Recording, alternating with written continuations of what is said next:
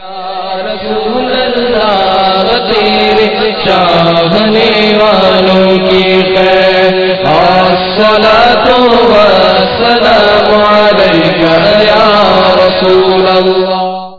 الحمد للہ رب العالمین والصلاۃ والسلام علی سید المرسلین اما بعد فاعوذ باللہ من الشیطان الرجیم بسم اللہ الرحمن الرحیم.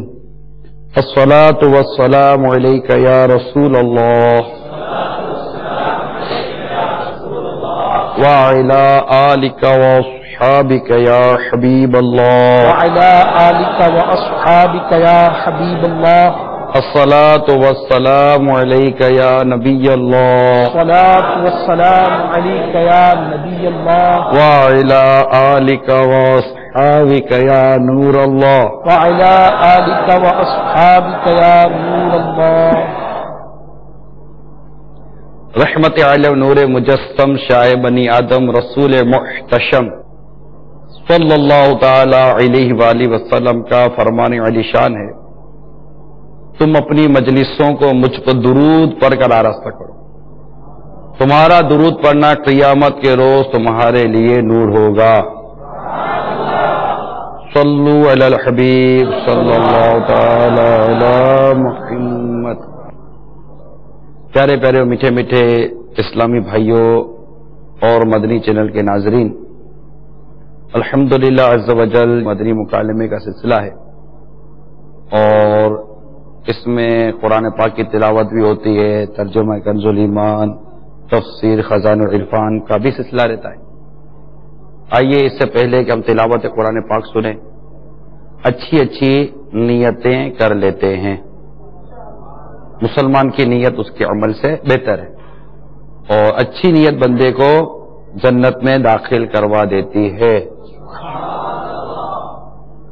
اللہ کی رضا پانے اور ثواب کمانے کے لیے اچھی اچھی نیتیں کرتا ہوں. اول تاکہ شریک رہوں گا. انشاءاللہ. درس و بیان کی تعظیم کی نیت سے جہاں تک ہو سکا دو زانوں بیٹھوں گا. اہم مدنی پھول ہو سکا تو تحریر کر لوں گا. نگاہیں نیچی رکھنے کی عادت بنانے کے لیے حتی الامکان نگاہیں نیچی رکھ کر شریک رہوں گا.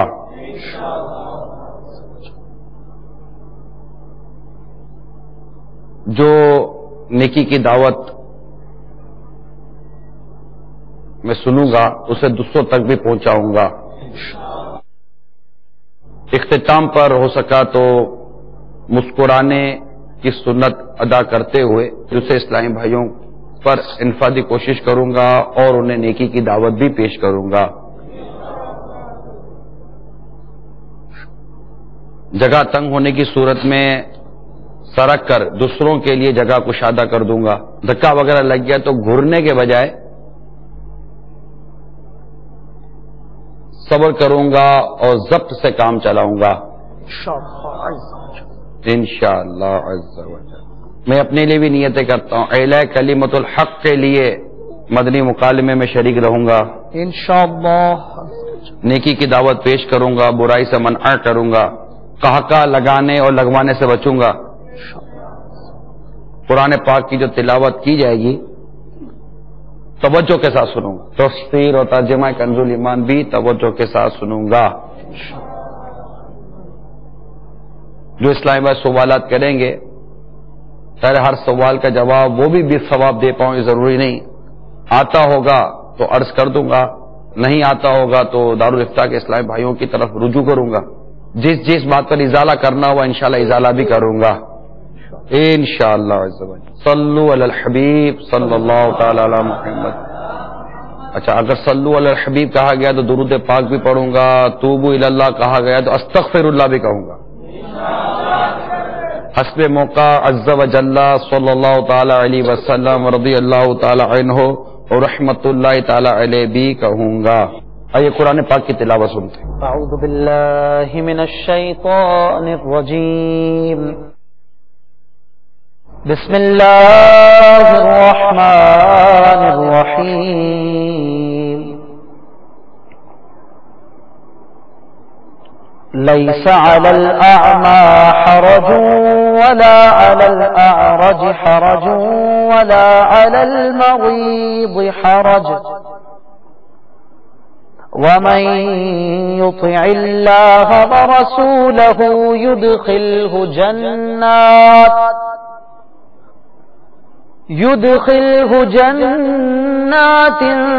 تجري من تحتها الأنهار ومن يتول يعذبه عذابا أليما لقد رضي الله عن المؤمنين إذ يبايعونك تحت الشجرة فعلم ما في قلوبهم فأنزل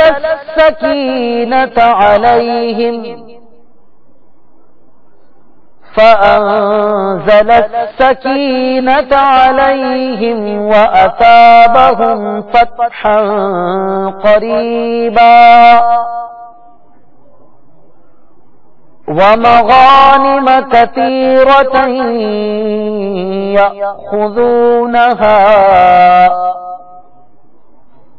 وكان الله عزيزا حكيما وعدكم الله مغانم كثيرة تأخذونها فعجل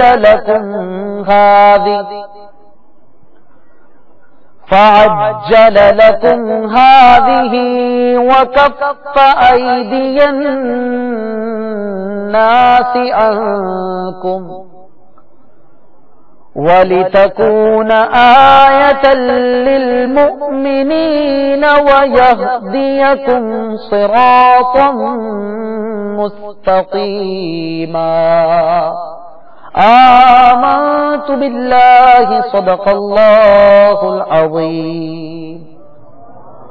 الحمدللہ عز و جل ہم نے دعوت اسلامی کے اشاعتی ادارے مکتبۃ المدینہ کے مطبوعہ قرآن وما ترجمہ کنز الایمان و خزائن العرفان صفحہ نمبر 942 سے سورہ فتح پارہ نمبر 26 آیت نمبر 17 تا 20 سننے کی سعادت حاصل کی۔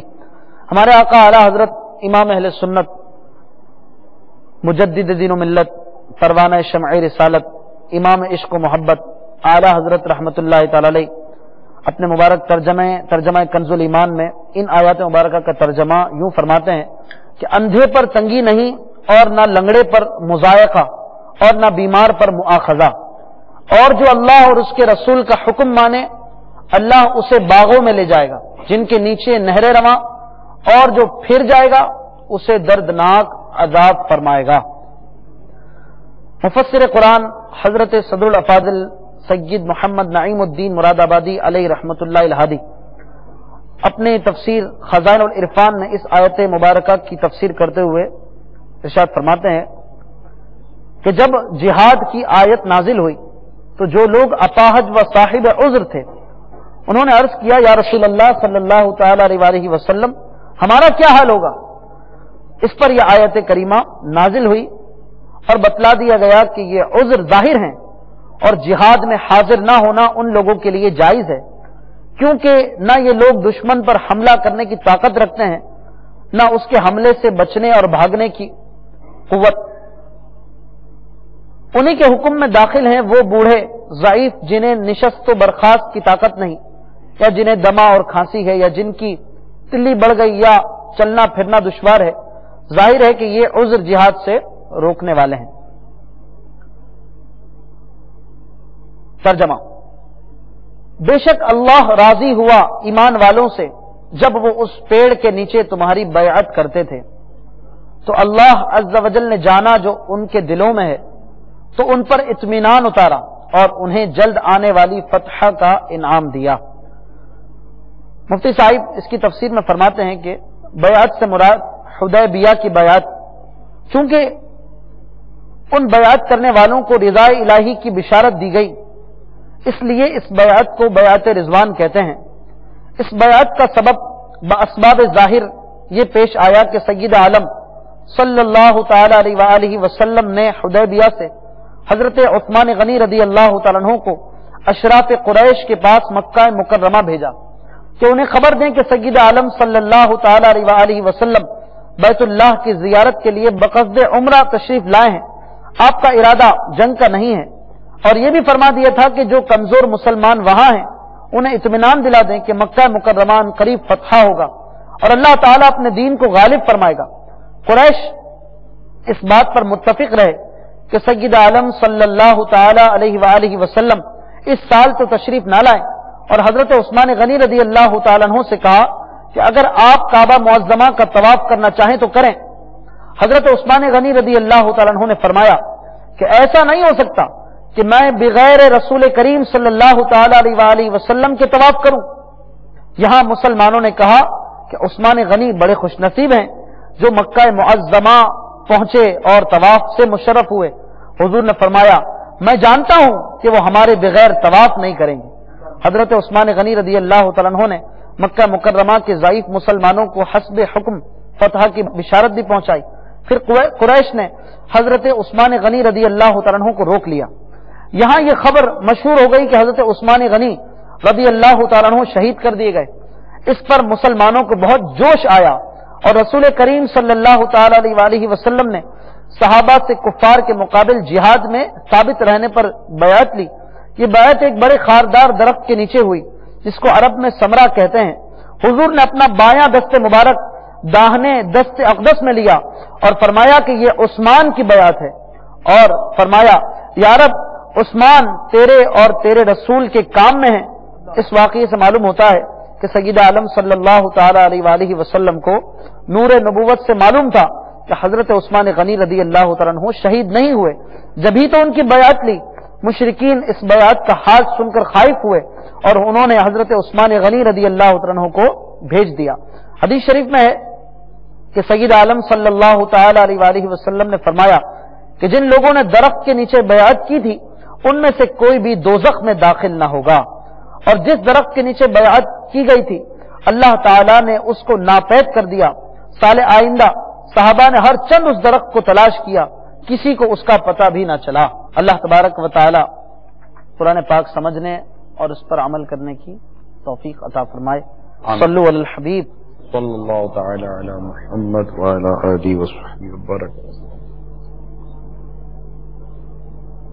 ماشاءاللہ مرحبا۔ صلو علی الحبیب صلی اللہ تعالی علی محمد۔ لحد میں عشق رخ شہر کا داغ لے کے چلے، لحد میں عشق رخ شہر کا داغ لے کے چلے، لحد میں عشق رخ شہر کا داغ لے کے چلے،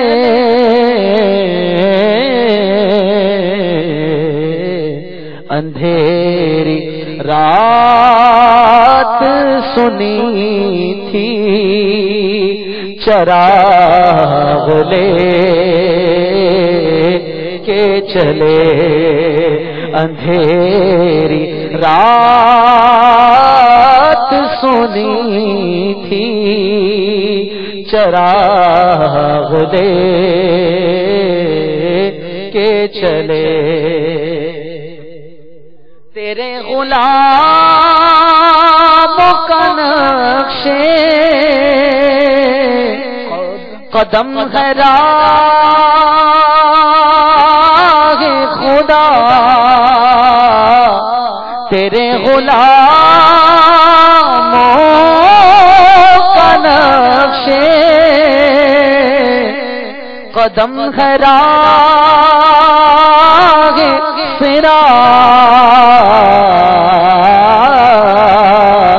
صراط، وہ بہک سکے جو یہ سراغ لے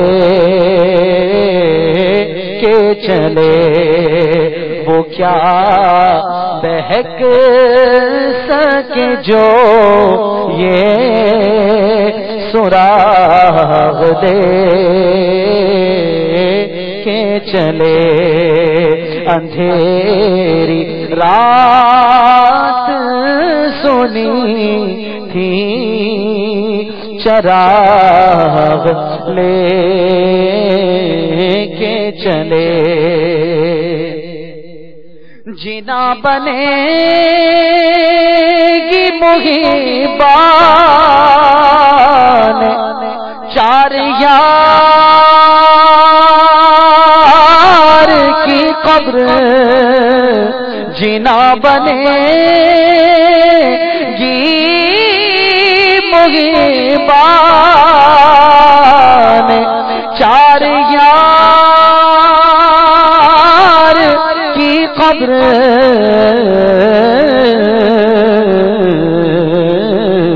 جو اپنے سینے میں یہ چار باغ لے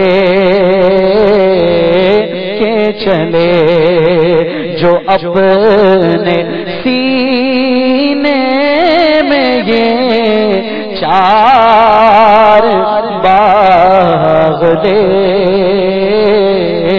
کے چلے، اندھیری رات سنی تھی چراغ لے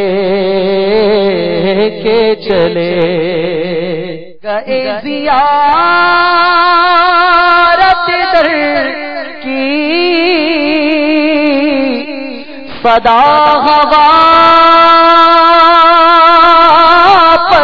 آئے، گئے زیارت در کی صدا واپس آئے،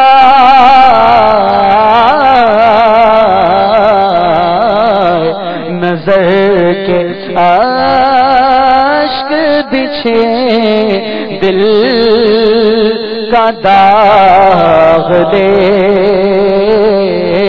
کے چلے، نظر کے اشک بچھے دل کا داغ دے کے چلے، اندھیری رات سنی تھی چراغ دے کے چلے، تمہارے واسطے کمالوں جمال میں جبریل، تمہارے واسطے جمالوں کمال میں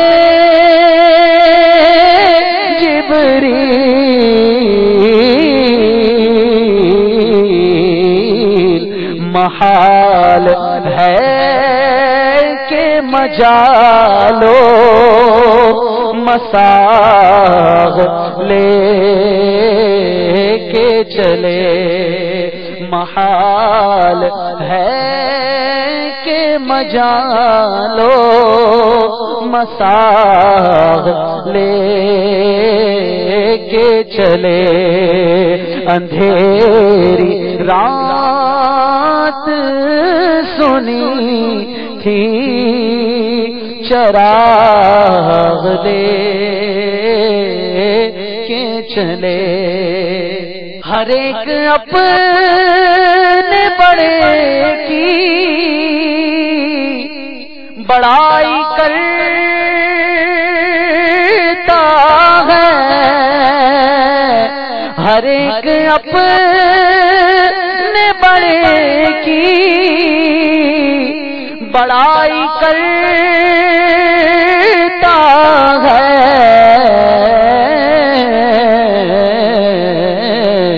ہر ایک مغ بچا مغ کا یاغ لے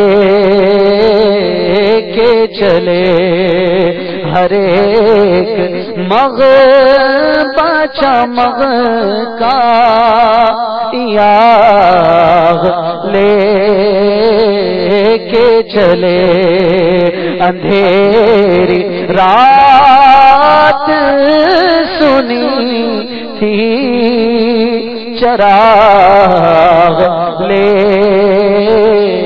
کے چلے رضا کسی سگ طیبہ کے پاؤں بھی چومے رضا کسی سگ طیبہ کے پاؤں بھی چومے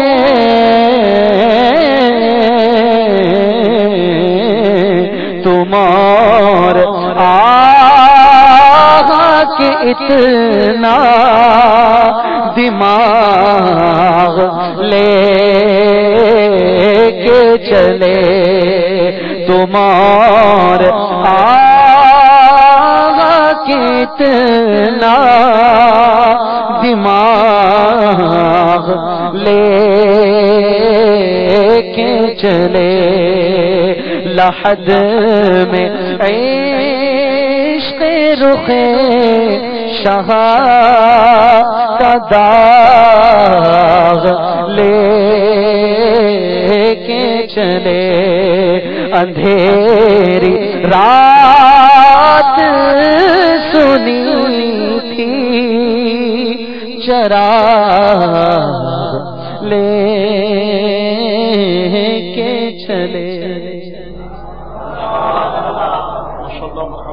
پہلے شعر کا تو امیر اہل سنت نے جو ہمیں معنی بیان کیے ہیں اس میں داڑھی شریف کی طرف اشارہ ہے. سبحان اللہ.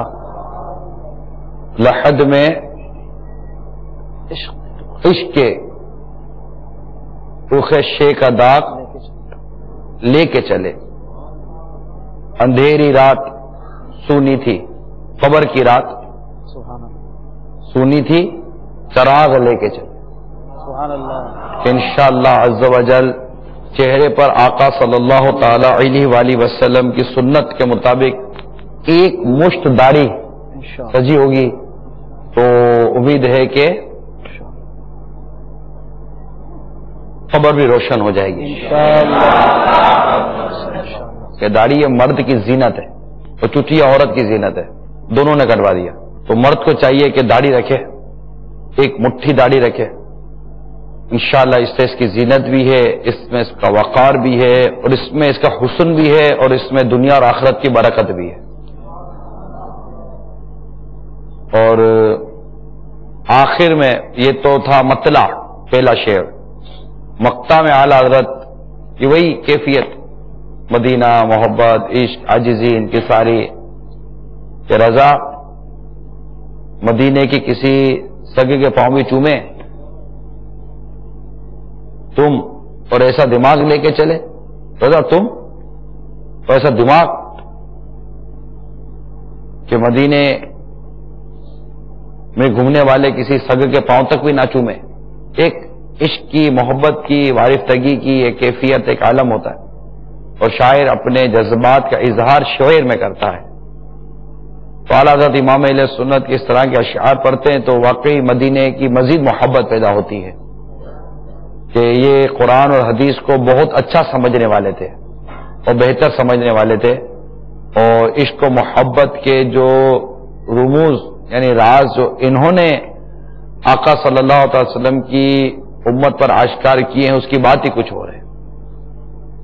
تو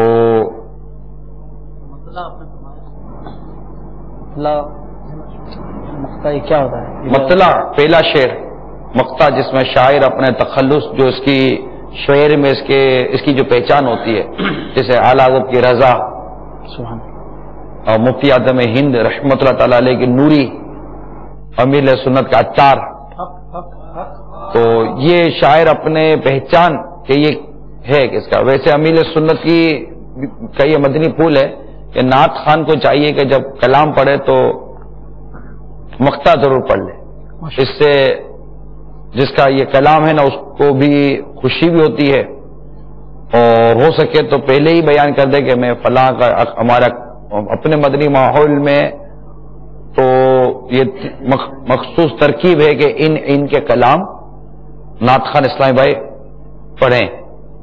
ہر ایک کے کلام پڑھنے کا مطلب یہاں رواج نہیں ہے ہمارے یہاں، کیونکہ پھر وہ مختلف ایسے اشعار ہوتے ہیں کہ وہ اس میں مسائل ہوتے ہیں. تو الحمدللہ ہمارے بزرگوں نے ایک سے ایک کلام لکھے ہیں، پہلے وہ پورے پڑھ لیں اس کے بعد دوسری بات کریں گے. اتنے کلام ہے. ابھی تک تو اعلیٰ حضرت کی پوری ادا کی بخشش بھی نہیں پڑھی گئی ہے. مجھے نہیں لگتا کہ اعلیٰ حضرت کے سارے کلام پڑھے گئے. حسن رضا خان صاحب رحمۃ اللہ علیہ کے سارے کلام پڑھے گئے. نہ ہدایت کی بخشش پوری پڑھی گئی ہے، نہ سامان بخشش پوری پڑھی گئی ہے، نہ ذوق نعت پوری پڑھی گئی ہے، نہ وسائل بخشش پوری پڑھی گئی ہے. تو یوں بہت سارے کلام اپنے مدح اور حبیب، قبالہ بخشش جمیل الرحمان رحمۃ اللہ تعالی علیہ ان کی ہے. مفتی احمد یار خان نعیمی رحمۃ اللہ تعالی علیہ کی دیوان سالک، یہ بہت اچھے ان میں ان کے کلام ہے. مفتی صاحب کے رسائل نعیمیہ، مفتی نعیم الدین مراد آبادی رحمۃ اللہ تعالی، رسائل نعیمیہ کلام ہے ان کے کلام ہے. تو الحمدللہ ہمارے اکابرین نے ایک سے ایک کلام لکھے ہیں، اور بھی ہیں. اللہ تعالی ہمیں اپنے اکابرین کے دامن سے وابستگی عطا فرمائے. آمین بجاہ نبی الامین صلی اللہ تعالی علیہ وآلہ وسلم. آج مدنی مکالمے میں جیسے ہی آپ تشریف لائے تو آپ کی مبارک گود میں مدنی منی تھی. اللہ تبارک و تعالیٰ آپ کی بھی درجے بلند فرمائے اور آپ کے گھر والوں کے بھی درجے بلند فرمائے ماشاءاللہ. تو جیسے ہی آپ تشریف لائے تو میرے قلب میں یہ بات ایک دم آئی کہ رسالت میں آپ صاحب لولاک سیاہ افلاق فخر موجودات سید سادات صلی اللہ علیہ وبارک وسلم کی اداؤں میں یہ بات ملتی ہے کہ سرکار علیہ الصلوۃ والسلام جب مسجد نبوی شریف میں جلوہ فرما ہوا کرتے، منبر اطہر پر رونق افروز ہوتے، تو حضرات حسنین کریمین رضوان اللہ تعالی علیہم اجمعین، یا کبھی سیدنا حسن رضی اللہ تعالیٰ عنہ یا کبھی سیدنا حسین رضی اللہ تعالیٰ عنہ بھی نبی پاک علیہ الصلوۃ والسلام کی مبارک گود میں آ کر تشریف فرما ہوتے. تو جیسے ہی آپ تشریف لائے تو مجھے وہ سرکار علیہ السلام کی مقدس ادا یاد آ گئی کہ سرکار رسالت صلی اللہ علیہ وسلم کی اپنی نواسوں پر شفقت و محبت کا انداز کیسا معتبر. اور قربان جاؤں میرے آقا شیخ طریقت امیر اہل سنت بانی دعوت اسلامی حضرت علامہ مولانا محمد الیاس صاحب اطار قادری رضوی دامت برکاتہم العالیہ کے کہ حضور کو بھی اکثر دیکھا گیا ہے کہ جب آپ مدنی مذاکرے کے لیے جلوہ فرما ہوتے ہیں یا انفرادی طور پر بھی تشریف فرما ہوتے ہیں تو آپ کے اپنے نواسیوں اور پوتوں پوتیوں کے ساتھ جو مدنی انداز ہوتا ہے، اللہ اللہ قربان جانے کو جی ساتھ. تو یہ دلچسپ مدنی پھول مجھے ذہن میں آیا. ماشاءاللہ آپ کی مدنی گڑیا تشریف لائیں اور ان کے ساتھ بیٹیاں بھی تھیں الحمدللہ. تو مجھے حسن کریمین کی ودائیں یاد آ گئی. اصل میں یہاں یہ عرض کرتا چلوں کہ جو آپ نے ابھی ارشاد فرمایا نا کہ مسجد شریف ممبر شریف پر بچوں کو، جس سے کسی کا یہ ذہن نہ بنے کہ میں مسجد میں ممبر پر بچوں کو لے کر بیٹھوں، کیونکہ اتنے چھوٹے بچے جن کے متعلق احکام شریعت بیان کیے جاتے ہیں کہ جنہیں نجاست وغیرہ کا علم نہیں ہوتا، معلوم نہیں ہوتی، شور کریں گے، ایسوں کو مسجد سے دور رکھنا چاہیے. مرحبا. اگر اس وقت یہ ہمارا مسجد میں ہو رہا ہوتا تو میں ہرگز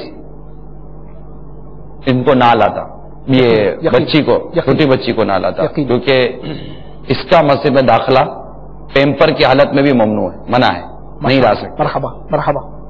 تو اور بھی اچھی اچھی نیتیں بندہ کرتا ہے جس کا اظہار لازمی نہیں ہوتا. صحیح. دیکھیے بہت سارے الحمدللہ اہل محبت کے قلوب میں خوشی داخل ہوتی کہ مسلمانوں کے دل میں خوشی داخل کرنا، اور الحمدللہ رب العالمین امیر اہل سنت کی نسبت سے رب العالمین نے آپ کو بڑی نعمتوں سے نوازا ہے. اللہ آپ کے سب کے عشق مرشد کی عظیم نعمت ہم سب کو بھی عطا فرمائے. پھولوں کا جو عطا فرمائے وہ بھی الحمدللہ بہت ہی جامع ہے، اگر مکتبۃ المدینہ پہ دستیاب ہو تو اس سے بھی حاصل فرما سکتے ہیں۔ ملتا تھا پہلے، مسجد کے باہر لگوانے کے لیے ترکیب بنی تھی کہ بچوں وغیرہ کو مسجد میں لانے کے جو احکام ہے مکتبۃ المدینہ سے ہو سکتا ہے ملتا ہو، ابھی موجود ہے تو وہاں سے لے لیں اور یہ لگائیں۔ اور اس میں جمعہ میں یا مختلف بیانات میں اس میں موجود مدنی پھول اگر ہم بیان کرتے رہیں گے تو بچوں کو مسجد میں لانے کے حوالے سے جو بے احتیاطیاں ہمارے معاشرے میں رائج ہیں، امید ہے انشاءاللہ تعالی اس کا سد باب ہوگا، کیونکہ براہ راست سمجھانے میں وہ جملے کلمات عموماً ہم سے ادا نہیں ہوتے اور پھر نمازی جو ہے نا وہ تھوڑے سے جذباتی ہو جاتے ہیں۔ تو انشاءاللہ عز و جل یہ مدنی پھول جو بڑے ہی وہ فقہی جزیات کے ساتھ روایت کے ساتھ بیان کیے گئے، امید ہے کہ یہ ہمارے مساجد میں اگر بیان کیے گئے، جمعہ میں بیان کیے گئے تو لوگوں کا ذہن بنے گا۔ اللہ توفیق ہے تو انشاءاللہ مدنی چینل پر بھی یہ مدنی گلدستے مدنی پھول کی صورت میں بیان کیے جا سکتے ہیں۔ تو ہزاروں لاکھوں اسلام بھائیوں تک یہ بات پہنچے گی، اسلام بہنوں تک بھی پہنچے گی کہ وہ جو کہتی رہتی نہیں لے جاؤ، بچہ مسجد میں جائے گا تو دل لگے گا، اب وہ دل لگانا ہے کہ گھر سے نکالوانا ہے، جان چھڑانا ہے، اللہ بہتر جانتا ہے۔ تو اس میں یہ کہ مسجد میں کس عمر کے بچوں کو لانا ہے، کس طرح لانا ہے، ان کی مسجد میں لانے کے بعد کس طرح تربیت کرنی ہے، اس کے مدنی پھول بھی ہم کو سیکھ لینے چاہیے۔ اور جن کے لانے کی شریعت نے اجازت نہیں دی، ہم اپنی مرضی سے ان کو مسجد میں نہیں بھیجیں گے، مسجد اللہ کا گھر ہے۔ تو اس کے احکامات اللہ عز و جل اس کے پیارے حبیب صلی اللہ تعالی وسلم نے بیان کیے، فقہاء کرام نے اس کے مسجد کے احکامات کتابوں میں لکھے ہیں۔ مسلمانوں کو چاہیے کہ ان احکامات کو پڑھے اور سمجھے۔ اللہ عمل کرنے کی توفیق عطا فرمائے، آمین بجاہ النبی الامین صلی اللہ تعالی علیہ وآلہ وسلم۔ صلو علی الحبیب صلی اللہ تعالی۔ اچھا میں یہ عرض کرتا چلوں، پچھلے دنوں عورت کا مرد اجنبی کو دیکھنے کے حوالے سے سوال کے ایک جواب میں جو کچھ بیان کیا تھا تو امیر علیہ سنت نے توجہ دلائی ہے کہ اس کے ازالے کی ضرورت ہے، لہذا میں اس وقت مکتبۃ المدینہ کی مطبوعہ پردے کے بارے میں سوال جواب کے صفحہ نمبر 25 پر یہ سوال اور جواب پورا پڑھ کر سنا دیتا ہوں۔ سوال: عورت غیر مرد کو دیکھ سکتی ہے یا نہیں؟ جواب: نہ دیکھنے میں عافیت ہی عافیت ہے، البتہ دیکھنے میں جواز کی صورت بھی ہے، مگر دیکھنے سے قبل اپنے دل پر خوب غور کر لے، کہیں یہ دیکھنا گناہوں کے غار میں نہ دھکیل دے۔ فقہائے کرام رحمہم اللہ السلام جواز کی صورت بیان کرتے ہوئے فرماتے ہیں، عورت کا مرد اجنبی کی طرف نظر کرنے کا وہی حکم ہے جو مرد کا مرد کی طرف نظر کرنے کا ہے، اور یہ اس وقت ہے کہ عورت کو یقین کے ساتھ معلوم ہو کہ اس کی طرف نظر کرنے سے شہوت نہیں پیدا ہوگی، اور اگر اس کا شبہ بھی ہو تو ہرگز نظر نہ کرے۔ واللہ تعالی عالم ورسول عالم عز و جل و صلی اللہ تعالی علیہ وآلہ وسلم۔ صلو علی الحبیب۔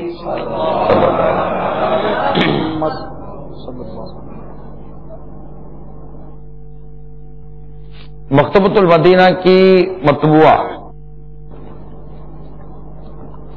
مدنی پنج سورہ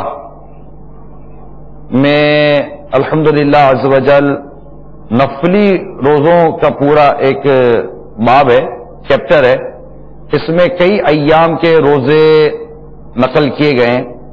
میں انشاءاللہ اسی میں سے نکال کر دیکھ کر آپ کو بیان کرتا ہوں کہ کیا کیا فضیلتیں ہمیں نقل کر کے بیان کی گئی ہیں۔ چنانچہ تاجدار مدینہ صلی اللہ تعالی علیہ وسلم کا فرمان ڈھارس نشان ہے، حق جس نے ثواب کی امید رکھتے ہوئے ایک نفل روزہ رکھا، اللہ عز و جل اسے دوزخ سے 40 سال کا فاصلہ دور فرما دے گا۔ سبحان اللہ، مرحبا۔ ایک اور حدیث، اگر کسی نے ایک دن نفل روزہ رکھا اور زمین پر سونا اسے دیا جائے، جب بھی اس کا ثواب پورا نہ ہوگا، اس کا ثواب تو قیامت ہی کے دن ملے گا۔ سبحان اللہ۔ ایک اور حدیث، جس نے رضا الہی عز و جل کے لیے ایک دن کا نفل روزہ رکھا تو اللہ عز و جل اس کے اور دوزخ کے درمیان ایک تیز رفتار سوار کی 50 سالہ مسافت کا فاصلہ فرما دے گا. سبحان اللہ. تو یہ آپ دیکھیے کہ نفلی روزوں کی کس قدر بہار ہے. بہت ہی پیاری اور عمدہ ایک اور حدیث سنیے. جو روزے کی حالت میں مرا اللہ تعالی قیامت تک کے لیے اس کے حساب میں روزے لکھ دے گا. مدینہ مدینہ. بالخصوص دعوت اسلامی کے سنت و مہکے مدنی ماحول میں پیر شریف کا روزہ رکھنے کی بڑی یہاں رغبت پائی جاتی ہے، کیونکہ پیر شریف کا روزہ یہ سرکار صلی اللہ تعالی وسلم کی سنت ہے کہ آقا صلی اللہ تعالی علیہ وسلم پیر شریف کا روزہ رکھا کرتے تھے. الحمدللہ پیر شریف کا روزہ اگر کہوں کہ ہزاروں عاشقان رسول رکھتے ہوں مدنی ماحول میں تو مبالغہ نہیں ہوگا. دنیا بھر میں الحمدللہ اس کا رجحان ہے. پھر اسلامی بھائی اسلامی بہنوں میں شاید ہو سکتا ہے کہ روزے کا رجحان اسلامی بھائیوں کے مقابلے میں قدر زیادہ ہو. ماشاءاللہ ایک تعداد ہے جو روزے رکھتی ہے. یہ ایک مدنی ماحول کا ایک مدنی انقلاب ہے. نفلی روزوں کی طرف جو لوگوں کا میلان ہے نا، یہ بھی دعوت اسلامی کے جو مدنی انقلاب کی جو فہرست ہے نا اس میں ایک مدنی انقلاب ہے کہ رمضان مبارک کے فرض روزوں کا عادی بنانے کے ساتھ ساتھ اس مدنی ماحول نے ہمیں نفلی روزوں کو رکھنے کا بھی مدنی ذہن عطا فرمایا. اور یہ میں بلا تعامل عرض کروں کہ یہ الحمدللہ عز و جل امیر سنت کی روزوں سے محبت کی برکت ہے. ماشاءاللہ ماشاءاللہ. تو ترغیب دینے کے لیے سراپا ترغیب بننا پڑتا ہے. آپ کو شروع سے ہی روزوں سے محبت ہے، روزوں میں رغبت ہے. پہلے سے ہی آپ اپنی سحری اور افطاری کا اہتمام کرتے تھے، بلکہ نیکی کی دعوت دینے کے لیے دور دراز کے جب سفر بھی اختیار کرتے تو بھی ٹفن باکس آپ کا اپنا کھانا آپ کے ساتھ ہوتا ہے. یہ بھی آپ کے سیرت کا ایک اہم ترین پہلو ہے کہ آپ اپنا کھانا اپنے ساتھ رکھا کرتے تھے کئی مقامات پر. یعنی اس قدر امیر سنت کی احتیاطیں ہم نے پتہ چلی ہیں کہ آپ کے ساتھ نمک کی ڈبیاں بھی ساتھ ہوتی تھی کہ کسی سے نمک کا بھی سوال نہ کرنا پڑے. ہاں، خلال کے لیے تنکا اور یہ سب چیزیں، کئی ضرورت کی چیز، پانی ساتھ ہوتا. یعنی حتی الامکان خود کو سوال سے بچانا اور اپنا کھانا خود کھا لینا، یہ ساری ترکیبیں آپ کی چلتی تھی. جبکہ سفر بھی ہوتا تھا ہر وقت. یہ ان اسلامی بھائیوں کے لیے اور ہم سب کے لیے سے مدنی پھول ہیں جو سوچتے ہیں کہ ہم سے کچھ ایسا کام ہو جائے اور ہوتا نہیں ہے. تو کئی جگہوں پر کچھ مسنگ ہوتی ہے، کچھ چھوٹ رہا ہوتا ہے. اگر ہم اس کو ڈھونڈے نا کہ کیا کیا چھوٹ رہا ہے، ہم اپنے اس میں سائیکل میں چل رہے ہوتے ہیں، اپنی دھن میں مگن ہوتے ہیں. ہمیں اس بات پر غور کرنے کا وقت نہیں ہوتا کہ میں چل تو رہا ہوں مگر مجھ سے کیا کیا چھوٹ رہا ہے. اور ہم اس طرف چونکہ وہ ایک ہماری اس طرف توجہ نہیں ہے، دھن مختلف ہوتی ہے. مگر امیر سنت کو یہ الحمدللہ دیکھا ہے کہ آپ یہ اس بات کا آج بھی خیال رکھتے ہیں کہ مجھ سے کیا کیا چھوٹ رہا ہے. اللہ اللہ. آج بھی یہ نہیں چھوٹنا چاہیے تھا، یہ نہیں چھوٹنا چاہیے تھا، یہ نہیں چھوٹنا چاہیے تھا. اور عمل میں جس قدر استقامت ہوتی ہے نا، اس عمل کی برکت اتنی بڑھ جاتی ہے. اللہ اللہ. اور میرے مدنی چینل کے ناظرین میں سے ہوں گے بعض ایسے نئے ناظرین جن کو شاید اس بات کا فیلنگ ہوتی رہے گی کہ یار یہ امیر سنت کے متعلق اتنی باتیں بتاتے ہیں کہ کیا. تو دیکھیے، مسلمان کا کام نیکی کی دعوت دینا ہے. اور الحمدللہ عز و جل ہمارے اس ماحول میں، ہمارے معاشرے میں امیر اہل سنت کا کردار ایک نعمت سے کم نہیں ہے. اللہ. جس آپ اس وقت نئے ہیں یا پرانے، آپ جو بھی اس وقت ہیں تو مدنی چینل پر الحمدللہ. ٹھیک ہے. اگر آپ مدنی چینل پر نہیں ہیں تو مجھے سن نہیں رہے، مجھے دیکھ نہیں رہے. کیونکہ اصلاح معاشرہ یہ ایک ایسا موضوع ہے جس میں کہہ سکتے ہیں کہ کئی خاص و عام اس میں کڑتے ہیں. تو اب جس شخصیت سے اس معاشرے میں اس قدر اصلاح کے مدنی پھول ملے تو یہ بھی تو انہی کی کاوشوں کا نتیجہ ہے نا. کہ آس پاس اگر ہم دیکھتے ہیں تو گناہوں بھرے سلسلے اور اس کے ساتھ یہ الحمدللہ مدینے کا راستہ بتاتا ہوا مدنی چینل نظر آ رہا ہے. سبحان اللہ سبحان اللہ سبحان اللہ. تو اب کیا سبب ہے؟ یہ میری جو اپنی پرسنل نیتیں ہوتی ہیں، کچھ انٹینشنلی جو بات بیان کرنے کا ذہن ہوتا ہے کہ مطلب ہم سے ہمارے 4 بچوں کی اصلاح نہیں ہو پاتی. آخر اس شخص میں ایسی کیا کوالٹی ہے جو اس نے ہزاروں نہیں لاکھوں نوجوانوں کی اصلاح کے ذریعے پیدا کر دی ہے؟ سبحان اللہ سبحان اللہ. یہ تو ہر ایک کے لیے کوشچن ہے اور ہر ایک کے لیے اس میں سیکھنے کا ہے. اور ہم دنیا میں لوگوں کی کچھ قابلیت ہوتی ہے تو جا کر پوچھتے کہ یار کیا بات ہے یار، آپ نے اتنے پیسے کیسے کما لیے یار؟ کہتے ہیں نا کہ آپ نے کیسے کما لیا یار، آپ کو یہ کامیابی کیسے مل گئی، آپ کو یہ کامیابی کیسے مل گئی، آپ نے کیسے کر لیا.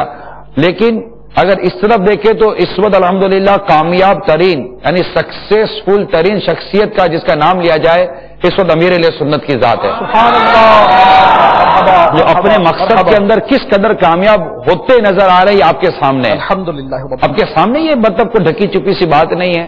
اس لیے وہ بندے کی کچھ کوالٹیز ہوتی ہیں، اس کی عادات اور اطوار ہوتے ہیں، اس کی احتیاطی ہوتی ہیں، اس کی عبادات ریاضتیں اس طرح کی چیزیں ہوتی ہیں، بہت ساری چیزیں پلس ہوتی ہیں، ایلیمنٹس جمع ہوتے ہیں، تب جا کر کوئی چیز کریٹ ہوتی ہے.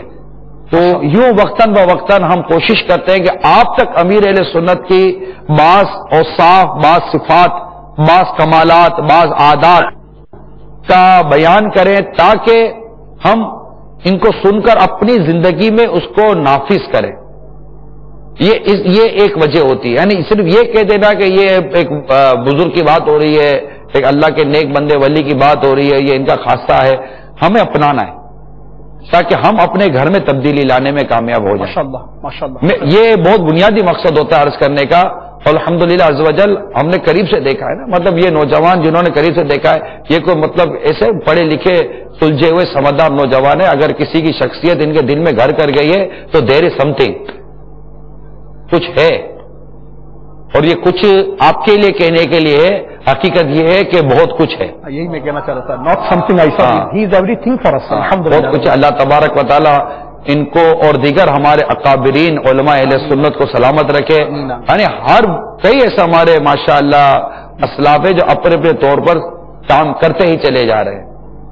اللہ تبارک تعالی ہم سب کو ان نیک بندوں کے رکشے قدم پر چلنا نصیب فرمائے. صلو علی الحبیب. آپ نے روزوں کے حوالے سے ماشاءاللہ فضائل وغیرہ بیان فرمائے، سارے سال کے روزوں کے حوالے سے عمومی نفلی روزوں کے فضائل بھی ارشاد فرمائے. اس کے حوالے سے اگر ہمارے اسلامی بھائیوں مدنی چینل کے بالخصوص ناظرین کو مدنی پنسورہ رکھنے کی بھی آپ ترغیب ارشاد فرمائیں گے. پچھلے دنوں آپ نے مدنی انعامات کا رسالہ اور شجرے کی تحریک چلائی تھی، تو اگر اس کی بھی ترغیب دیں گے تو ہو سکتا ہے روزے رکھنے میں اور آسانی ہو جائے. جو فضائل پڑھتا ہے تو کہ وہ زیادہ رغبت کے ساتھ روزے رکھتا ہے. گھروں کی اگر اسے زینت بنا لیں. جی بھائی ہمارے نعت خان کی ترغیب قبول فرمائیے. ماشاءاللہ. آپ ان کی ترغیب قبول فرمائیے، ان کی دلجوئی بھی ہو جائے گی، ان کے ثواب میں بھی اللہ نے چاہتا اور اضافہ ہو جائے گا. اپنے گھر میں مدنی پنسورہ رکھیے. اللہ نے ہر گھر کی ضرورت اس سے فرمایا. ماشاءاللہ مرحبا. امیر علیہ سنت نے اسے ہر گھر کی ضرورت فرمایا اور اس کا ہر گھر میں ہونا ضروری ہے. تحریر سنا. ماشاءاللہ مرحبا مرحبا مرحبا. صلو علی الحبیب محمد. مرحبا.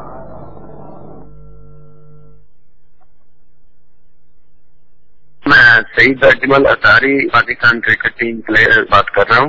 میں نگرانی شورا عمران بھائی کو میں السلام علیکم. میرا یہ سوال ہے کہ اس سفر میں قصر نماز ہے، اس کا ادا کرنے کا طریقہ بتا دیں، کیسے ادا کی جاتی ہے، اور نمازوں کی حفاظت کا بھی طریقہ بتا دیں. اور پاپا سے میں نے قافلے میں سفر کرنے کی جو نیت کی تھی انشاءاللہ میں نے وہ بھی پوری کیا، اور میں آئندہ بھی انشاءاللہ میرا ارادہ ہے کہ 12 دن کے لیے میں مدینہ میں حاضری دوں اور وہاں میں مدنی قافلے کے لیے 12 دن کے لیے جاؤں. اور میرا یہ بڑا ارادہ ہے انشاءاللہ. تو میں یہ پکا ارادہ کرتا ہوں غیبت کے خلاف اعلان جنگ جاری رہے گا انشاءاللہ عز و جل. نہ غیبت کریں گے نہ غیبت سنیں گے انشاءاللہ. ہمارے کرکٹ کے کھلاڑی سعید اجمل اطاری حق حق. یہ مدنی چینل پر اپنے سوال و تاثرات اور غیبت کے خلاف جنگ کا اظہار کر رہے تھے. ماشاءاللہ. اجمل بھائی آپ بھی جلدی جلدی آ جائیں اور مدنی قافلے میں سفر اختیار کریں 12 دن کے، بلکہ آپ کی مجلس کو کہہ دیں کہ آپ کے لیے قافلے کی تیاری بھی کر کے رکھیں. آپ بھی آنے سے پہلے قافلہ تیار کر کے رکھیں، مدنی قافلہ، اور اپنے ساتھ عاشقان رسول کو لے کر مدنی قافلوں میں سفر اختیار کیجئے گا. آپ نے سفر میں نماز کا طریقہ، یعنی مسافر کی نماز کا طریقہ آپ نے سوال کیا ہے. تو مقتد المدینہ کے مطبوعہ نماز کے احکام میں مسافر کی نماز یہ پورا رسالہ موجود ہے. تو اس میں سے میں ڈھونڈتا ہوں کہ اگر سفر کی نماز کا خاص الگ سے کوئی طریقہ ہیڈنگ کے ساتھ لکھا ہوا ہو. الگ سے کوئی نہیں ہے جی. طریقہ تو وہی رہے گا. تو طریقہ تو وہی رہے گا. میں کہ باپا کی تحریر پڑھ کر سنا دیتا نا. اللہ اللہ. تو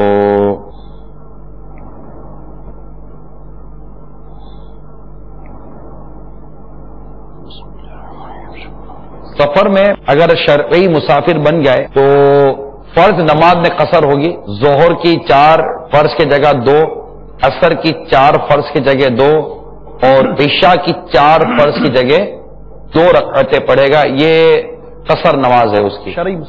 شرعی مسافر 92 کلومیٹر کا اگر سب کو سفر ہے اور 15 دن جہاں بھی یہ گیا ہے وہاں اگر 15 دن یا اس سے زیادہ رکنے کا اگر ارادہ ہے تو وہ مسافر نہ رہا. اس سے کم میں ہو تو وہ شرعی مسافر ہوگا. یہی ہوگا جی. 15 دن سے 15 دن سے کم، یعنی 15 دن یا اس سے زیادہ کا اگر ارادہ ہے تو وہ مسافر نہ رہا. تو بقیہ یہ سنتیں وطر وغیرہ میں قصر نماز نہیں ہوگی. کوئی اور اس میں ایک اور مزید پول کی بھی رہنمائی ہو جائے نا صاحب کہ یعنی ایک اسلامی بھائی ایسا ہے کہ جو گیا تو 1 ہفتے کے لیے تھا، مگر کسی وجہ سے اس کے ٹھہرنے کی ترکیب بڑھ گئی اور مزید وہ ٹھہر گیا. تو اس پہ بھی رہنمائی کا سامان ہو جائے کہ گیا تو واقعی وہ 7 دن کے لیے، 8 دن کے لیے، 10 دن کے لیے تھا، تو ہو سکتا ہے وہ قصر نماز ادا کرتا رہا اور پھر کسی وجہ سے ایمرجنسی میں یا کسی بھی سبب سے اسے ٹھہرنا پڑ گیا. تو اب وہ اگلے ایام کی ترکیب کیا بنائے، اس پہ وہ مسافر رہا نہیں رہا، اس پر رہنمائی کا سامان ہو جائے. کیونکہ ہوتا ہے عمومی طور پر اس طرح کی ترکیبیں ہو جاتی ہیں، بزنس پوائنٹ آف ویو سے کہیں گیا یا فیملی کے ساتھ ہی کسی زیادہ دیر رکنا پڑ جائے، پرابلم آ جاتی ہے. کوئی اصل میں جب جا رہا ہے اور جب وہاں ٹھہرے گا اس کا اعتبار ہے. اگر تو جاتے ہوئی نیت اتنی ہے 15 دن یا اس سے زائد کی، ٹھیک، تو بھی مقیم ہوگا وہاں، پھر اس کو حالت اقامت قرار دیا جائے گا. وہ مقیم والے طریقے کے مطابق پوری نماز پڑھے گا. 15 دن یا اس سے زائد وہاں رکنے کا ارادہ ہے. کچھ دیر ٹھہرا، پھر 2 دن بعد پھر 2 دن اور مزید کام پڑ گیا، اسی طرح کام پڑتے رہے، یعنی 15 دن کا ارادہ نہیں بن رہا. اب بھلے مہینے اس طرح گزر گئے تو بھی مسافر ہی وہ کہلائے گا. ہاں کچھ دن ٹھہرنے کے بعد اب دوبارہ پھر اس کی یہ نیت بن جاتی ہے کہ 15 دن مزید آگے کام اس کو پڑ گیا یا رکنا ہے، تو اس صورت میں بھی پھر مقیم ہوگا، یعنی نماز اس کو پوری پڑھنی ہوگی، قصر نہیں کرے گا. نماز کی حفاظت کے حوالے سے ہمارے سید اجمل بھائی نے سوال کیا کہ نماز کی حفاظت کا بھی ذہن ہو. اگر نمازیں قضا کرنے کے عذاب پر نظر ہونا تو حفاظت ہی حفاظت ہو جائے گی. اللہ اللہ اللہ. جو کوئی ایک نماز جان بوجھ کر قضا کرے اس کا نام جہنم کے اس دروازے پہ لکھ دیا جاتا ہے جس سے اسے جہنم میں داخل ہونا ہے. اللہ اکبر اللہ اکبر. اور بے نمازیوں کو جو سزائیں ملیں گی دنیا میں، جو بے نمازیوں کی جو شامت ہے، موت کے وقت جو بے نمازیوں کے لیے جو مسائل ہیں، قبر و حشر میں جو مسائل جو بیان کی کتابوں میں لکھے گئے، تو آفت ہی آفت ہے. اور ویسے اللہ تبارک و تعالیٰ نے ہم پر فرض کی ہے یہ نماز کہ ہمیں ہر حال میں یہ نماز ادا کرنی ہے اور کرنی ہے، بس کرنی ہے. آپ جس حال میں بھی ہیں، نماز کا وقت ہو گیا ہے، آپ نماز پڑھیے، نماز قضا مت کیجیے. یہ اللہ تبارک و تعالیٰ کا عطا کیا ہوا ہم پر فرض، بلکہ ہم پر بہت بڑا احسان ہے کہ اس نے ہمیں الحمدللہ عز و جل یہ 5 نمازیں وہ عطا کی کہ جس کو ادا کرنے والے کو 50 نمازوں کا ثواب ملتا ہے. کہ معراج میں 50 نمازیں ادا کی گئی. آقا صلی اللہ تعالی وسلم نے کم کرتے کرتے کراتے 5 تک پہنچی، لیکن 5 ادا کرنے والے کو بھی 50 نمازوں کا ثواب دیا جائے گا. ایسا ہی ہے نا. تو پھر آپ جہاں ہیں وہاں نیکی کی دعوت دیتے رہیں، نمازوں کی دعوت دیتے رہیں. نماز کی دعوت دینے والے کو بھی نماز پر پابندی نصیب ہو جاتی ہے. ماشاءاللہ مرحبا. یہ نیکی کی دعوت دینے والے کو بھی نیکی کرنے کی توفیق نصیب ہو جاتی ہے. کہ آپ کسی کو نماز کا کہیں تو ظاہر ہے اب آپ کو بھی حیا آئے گی کہ میں کیسے نماز نہ پڑھوں. تو جب آپ کا ذہن بن جائے گا لوگوں کو نماز پڑھانے کا، اور خوش نصیب ہے وہ شخص جسے اللہ تبارک و تعالی اس بات کی ہدایت عطا فرما دے کہ یہ اللہ کے دین کی دعوت دینے والا بن جائے، سبحان اللہ. سنتوں کی دعوت دینے والا بن جائے، نمازوں کی دعوت دینے والا بن جائے، اور لوگ اس کے ذریعے نماز پڑھے لگے اور وہ خود بھی نیک بنے اور دوسروں کو بھی نیک بنائے. اللہ تعالی ہم سب کو نماز پڑھنے کا جذبہ عطا فرمائے. آپ نے غیبت کے خلاف اعلان جنگ کی ہے، انشاءاللہ جاری رہے گی.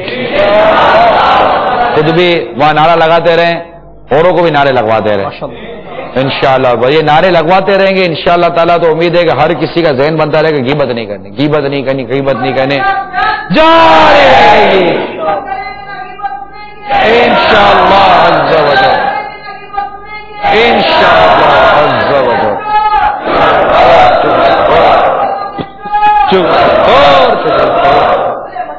لگا رہے گا عز و جل، وجی رہے گی عز و جل، سجا رہے گا عز و جل، جاری رہے گی. یہاں پر مجھے سید امیر اہل سنت دامت برکاتہ العالیہ کا نماز کے متعلق ایک مدنی پھول یاد آ رہا ہے، اجازت تو پیش کروں کہ شیخ طریقت امیر اہل سنت دامت برکاتہ العالیہ نے رہنمائی فرماتے ہوئے بڑا پیارا مدنی پھول عطا فرمایا کہ مومن مرد کے لیے سب سے بڑا وظیفہ یہ ہے. عمومی طور پر ہم دیکھتے ہیں، عمومی طور پر یہ کہ کوئی وظیفہ دے دیجئے، کوئی ترکیب دے دیجئے، کوئی ورد دے دیجئے، کوئی تعویذ دے دیجئے، میرا یہ مسئلہ حل ہو جائے، میرا یہ مسئلہ حل ہو جائے، میری یہ پریشانی دور ہو جائے، گھر میں یہ پرابلمز ہے، میری نوکری نہیں چلتی، میرا کاروبار نہیں اٹھتا، میں دکان پہ جاتا ہوں میرا دل نہیں لگتا، اولاد نرینہ صالحہ کا مسئلہ ہے، طبعی طور پر میں سیٹ نہیں رہتا، معاشی طور پر سیٹ نہیں رہتا، معاشرتی طور پر سیٹ نہیں ہوتا، اقتصادی طور پر سیٹ نہیں ہوتا، فیملی پرابلمز ہیں. بہت سارے معاملات کی طرف پیشرفت اسکلز کو بڑھانے کے لیے انسان بہت سارے ذرائع اختیار کرتا ہے. وہیں پر اس کا ایک ذہن بن جائے، کوئی ایسا وظیفہ مل جائے، کوئی ایسا تعویذ مل جائے، کوئی ایسی صورت بن جائے کہ میرے مسائل حل ہو جائیں. شیخ طریقت امیر علیہ سنت دامت برکاتہ العالیہ کے قربان جائیے کہ کیسا پیارا مدنی پھول عطا فرمایا. آپ فرماتے ہیں کہ مومن مرد کے لیے سب سے بڑا وظیفہ یہ ہے، سب سے بڑا وظیفہ یہ ہے کہ وہ پانچوں وقت کی نماز با جماعت تکبیر اولیٰ کے ساتھ مسجد کی پہلی صف میں ادا کریں. پانچوں وقت کی با جماعت نماز تکبیر اولیٰ کے ساتھ مسجد کی پہلی صف میں ادا کرنے والے کو جو رب العالمین کی طرف سے رحمتیں، برکتیں، مغفرتیں، عظمتیں، عنایتیں اور بشارتیں ملتی ہیں. کئی روایتوں کے بہت سارے مفاہیم ہیں، اس میں بہت ساری چیزیں الحمدللہ رب العالمین جو حضور امیر علیہ سنت نے ایک ہی سینٹنس میں بہت ساری چیزوں کو سمو دیا ہے. واقعی وہ اسلامی بھائی کہ جو پریشان رہتے ہیں، حیران رہتے ہیں، ڈبل مائنڈڈ رہتے ہیں، ٹرپل مائنڈڈ رہتے ہیں، بزنس نہیں چلتا، یہ ٹریجڈی، وہ کیلیمٹی، وہ ڈیفیکلٹی، وہ مسئلہ، وہ پرابلم، سمجھ میں نہیں آتا کیا کریں. سمجھایا تو جا رہا ہے. آئیے ہمت کیجیے، پانچوں وقت کی نماز با جماعت تکبیر اولیٰ کے ساتھ مسجد کی اس پہلی صف میں ادا کیجیے. آپ اس معمول کو اختیار کیجیے، دیکھیے کہ رب العالمین عز و جل آپ کے معاملات کو کیسا سیدھا فرماتا ہے انشاءاللہ عز و جل. رزق میں برکت کے لیے بالخصوص طلوع فجر سے لے کر طلوع آفتاب تک کا وقت بڑا ہی اہم ہوتا ہے. اللہ اللہ الترغیب والترہیب میں لکھا ہے کہ اللہ تبارک و تعالی طلوع فجر یعنی فجر کے وقت کے شروع ہونے سے لے کر فجر کا وقت ختم ہونا، یہ ہے طلوع فجر سے لے کر طلوع آفتاب تک کے یہ وقت کے دوران اللہ تعالیٰ اپنے بندوں میں رزق تقسیم فرماتا ہے. سبحان اللہ سبحان اللہ سبحان اللہ. اور جسے تنگی رزق کا معاملہ ہو وہ فرائض و واجبات کی ادائیگی کے ساتھ ساتھ اشراق و چاش کی پابندی کرے. آپ خود کہیں گے اللہ نے چاہا تو کہ یہ کسی کی بھی مدد ہوگی. اللہ اللہ اللہ اللہ. آپ اشراق و چاش کے پابند بنیں. یہ بہت ہی آزمودہ ماشاءاللہ عاشقان رسول کا عمل ہے، اشراق و چاش کی پابندی. اور اشراق و چاش کی پابندی کے لیے اور جو میں نے چند مدنی پھول عرض کیے، اس کے لیے آپ کو تھوڑی سی یہ کوشش کرنی چاہیے کہ آپ تہجد کی نماز میں اٹھنے کا ذہن رکھیں، اور اس کے بعد صدائے مدینہ فجر میں جگانے کی ترکیب بنائیے.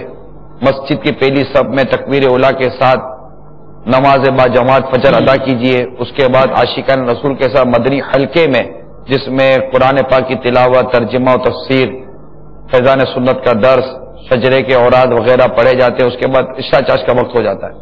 تو یہ مختصر سا ایک معمول ہے، آپ کر کے دیکھیں، آپ کر کے دیکھیں. اور اس کا عادی بننے کا اگر واقعی آپ کو شوق پیدا ہو رہا ہے کہ یار بات تو اس نے کی، پتے کی، یار کرے کیسے، یار یہ ہوتا ہے، کرے کیسے یار، اور بنتی نہیں ہے ترکیب، اٹھا ہی نہیں جاتا، گھر میں اٹھانے والا ہی نہیں ہے، یوں ہوتا ہے. تو آپ کو میں ایک ایسا پتہ بتاؤں گا جہاں انشاءاللہ ترکیب بنے گی اور اٹھانے والے بھی ہیں.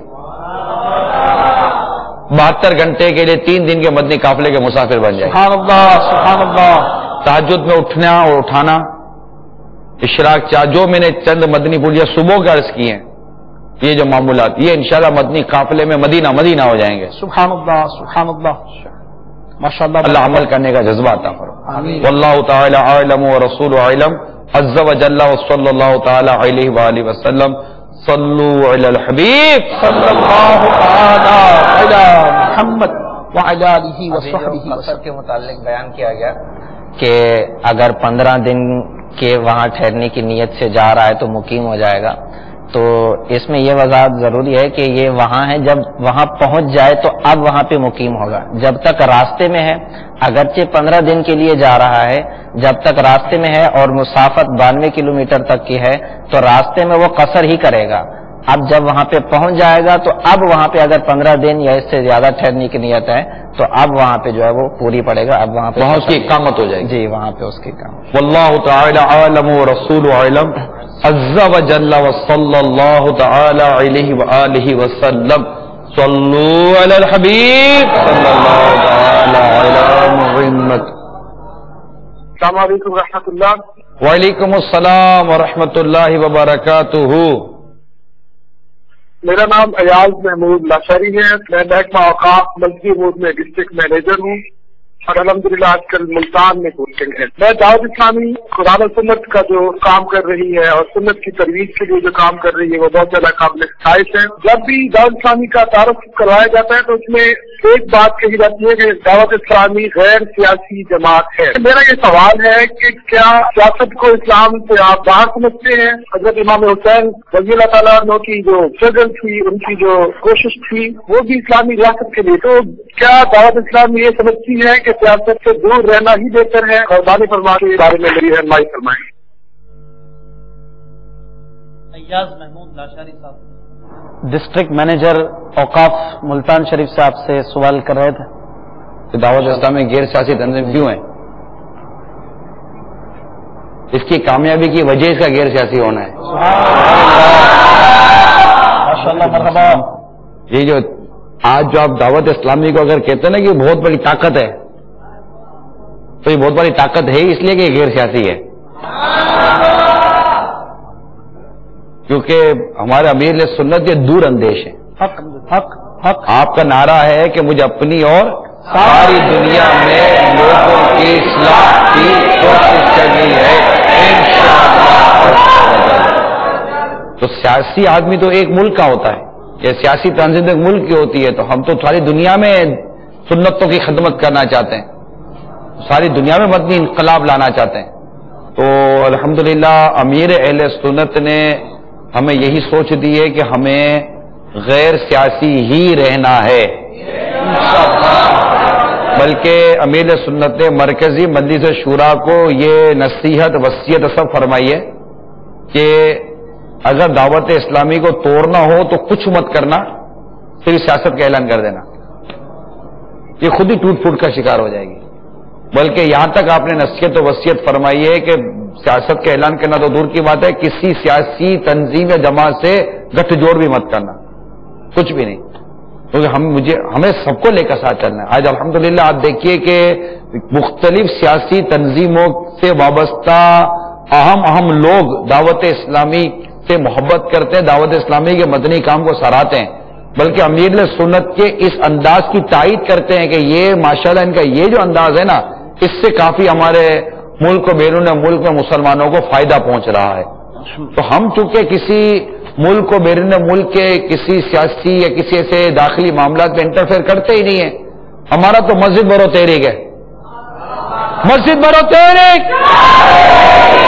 اپنے مسجد برو تحریک کہا, جیل برو تحریک کی طرف چلے جائیں. مسجد آباد کرنی ہے اور انشاءاللہ جیسے جیسے مسجد آباد ہوتی جائیں گے جیل بھی خالی ہوتے چلے جائیں گے. کیونکہ ہم تو جیلوں میں جا کر ان قیدیوں پر بھی نیکی کی دعوت دے کے انفرادی کوشش کر کے انہیں جیل سے نکال کے مسجد کا راستہ بتا رہے ہیں. الحمدللہ کئی قیدی ایسے ہیں جو جیلوں کے ماحول سے نکل کر الحمدللہ مسجدوں کا راستہ پکڑ لیا انہوں نے. تو یہ دعوت اسلامی کی اس طرح غیر سیاسی اور مثبت پالیسی ہے اللہ کی رحمت سے, جو الحمدللہ دنیا بھر میں دعوت اسلامی کو قبول کیا جا رہا ہے. یہ دعوت اسلامی کے الحمدللہ ایک پوزیٹیو جو اس کا ایک انداز ہے نا, اس کی برکت ہے کہ دنیا میں دعوت اسلامی کو قبول کر لیا جا رہا ہے اور ہمارے لیے راستے ہموار ہیں. اور انشاءاللہ عز و جل اس راستے پہ چل کر ہم اصلاح امت کا جو ذہن ہے ہمیں جو دیا گیا الحمدللہ ہمارے اسلام بھائی کے پاس ہے, انشاءاللہ یہ ذہن لے کر ہم آگے بڑھتے چلے جائیں گے. انشاءاللہ نہ دعوت اسلامی سیاست میں آئی ہے نہ دعوت اسلامی سیاست میں آئے گی انشاءاللہ.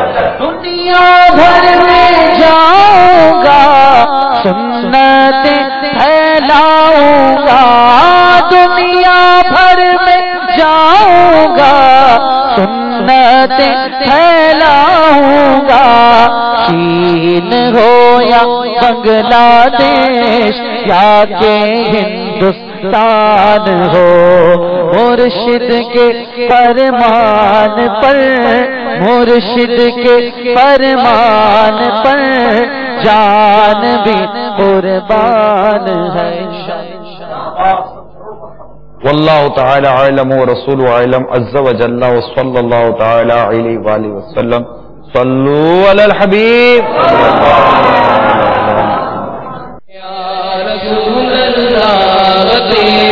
چاہنے والوں کی خیر الصلاۃ والسلام علیک یا رسول اللہ.